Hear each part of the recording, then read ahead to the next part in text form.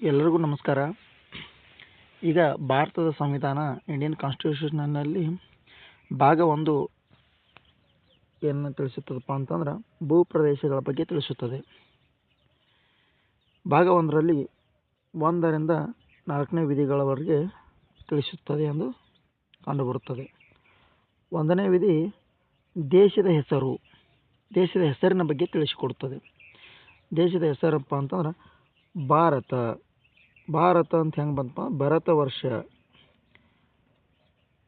ಆಳಿದ ದೇಶಕ್ಕೆ ಭರತ ವರ್ಷ ಎಂದು ಕರೆಯುತ್ತಾರೆ ಎಂದು ತಿಳಿಸಿಕೊಡುತ್ತದೆ.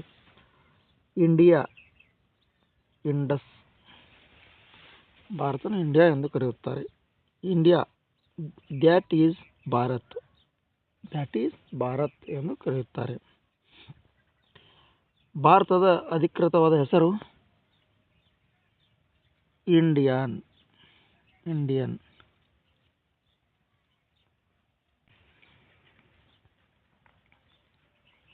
1ನೇ ವಿಧಿ ವ್ಯವಸ್ಥೆ ರಾಜ್ಯಗಳ ಒಕ್ಕೂಟ, ಯೂನಿಯನ್ ಆಫ್ ಸ್ಟೇಟ್ಸ್ ಎಂದು ಕರೆಯುತ್ತಾರೆ.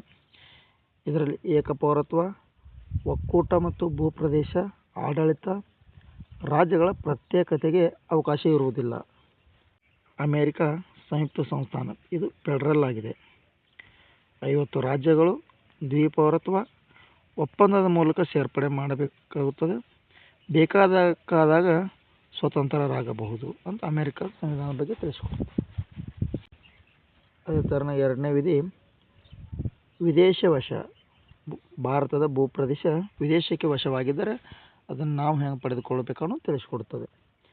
ವಿದೇಶದವರು ವಶಪಡಿಸಿಕೊಂಡಿರುವ ಭಾರತದ ಭೂಪ್ರದೇಶವನ್ನು ವಶಪಡಿಸಿಕೊಳ್ಳುವುದು ಹೇಗಪ್ಪ ಅಂತಂದರೆ 1954ರಲ್ಲಿ ಪಾಂಡಿಚೇರಿ ಫ್ರೆಂಚರ ವಶದಲ್ಲಿತ್ತು. ಅದನ್ನು 1954ರಲ್ಲಿ ಫ್ರೆಂಚರ ವಶದಲ್ಲಿದ್ದ ಪಾಂಡಿಚೇರಿಯನ್ನು ನಾವು ವಶಪಡಿಸಿಕೊಂಡೆವು. 1961ರಲ್ಲಿ ಗೋವಾವನ್ನು ಪೋರ್ಚುಗೀಸರ ವಶದಲ್ಲಿತ್ತು. ಅದನ್ನು 1961ರಲ್ಲಿ ಗೋವಾವನ್ನು ಪೋರ್ಚುಗೀಸರಿಂದ ವಶಪಡಿಸಿಕೊಳ್ಳಲಾಯಿತು. 1975 ಚೌಗತ್ ದೊರೆಯಿಂದ ಸಿಕ್ಕಿಮನ್ನು ವಶಪಡಿಸಿಕೊಂಡರು. 3ನೇ ವಿಧಿ ಮರುಜೋಡಣೆ ಬಗ್ಗೆ ತಿಳಿಸಿಕೊಡುತ್ತದೆ. ಭೂಪ್ರದೇಶಗಳ ಮರುಜೋಡಣೆ ಬಗ್ಗೆ ತಿಳಿಸಿಕೊಡುತ್ತದೆ. ಭೂಪ್ರದೇಶ ರಾಜ್ಯಗಳ ವಿಸ್ತೀರ್ಣ ಹೆಚ್ಚು ಅಥವಾ ಕಡಿಮೆ ಆಗಿರ್ಬೋದು. ಹೆಚ್ಚು ಮಾಡೋದಾದ್ರೂ ಕಡಿಮೆ ಮಾಡೋದಾದ್ರೂ ಭೂಪ್ರದೇಶದ ಬಗ್ಗೆ 3ನೇ ವಿಧಿ ತಿಳಿಸಿಕೊಡುತ್ತದೆ. ಹೆಸರು ಬದಲಾವಣೆ. ಭೂಪ್ರದೇಶದ ಹೆಸರು ಬದಲಾವಣೆ ಮಾಡಬೇಕಂತಂದ್ರೆ 3ನೇ ವಿಧಿಯ ಪ್ರಕಾರ ಬದಲಾವಣೆ ಮಾಡಬೇಕಾಗುತ್ತದೆ. 2 ರಾಜ್ಯಗಳನ್ನು ಒಂದು ರಾಜ್ಯವನ್ನಾಗಿ ಜೋಡಣೆ ಅಥವಾ ರಾಜ್ಯಗಳನ್ನು ಬೇರೆ ರಾಜ್ಯಗಳೊಂದಿಗೆ ವಿಂಗಡಿಸಬಹುದಾಗಿದೆ. 3ನೇ ವಿಧಿ ಪ್ರಕಾರ 2 ರಾಜ್ಯಗಳನ್ನು ಒಂದು ರಾಜ್ಯವನ್ನಾಗಿ ಜೋಡಣೆ ಮಾಡುವುದು ಅಥವಾ ರಾಜ್ಯವನ್ನು ಬೇರೆ ರಾಜ್ಯಗಳನ್ನು ವಿಂಗಡಿಸುವುದು. 1969ರಲ್ಲಿ ಮದ್ರಾಸ್ ಮತ್ತು ತಮಿಳುನಾಡು ಸೇರ್ಪಡೆ ಆಗ್ತವೆ. 1996ರಲ್ಲಿ ಮದ್ರಾಸ್ ಮತ್ತು ಚೆನ್ನೈ.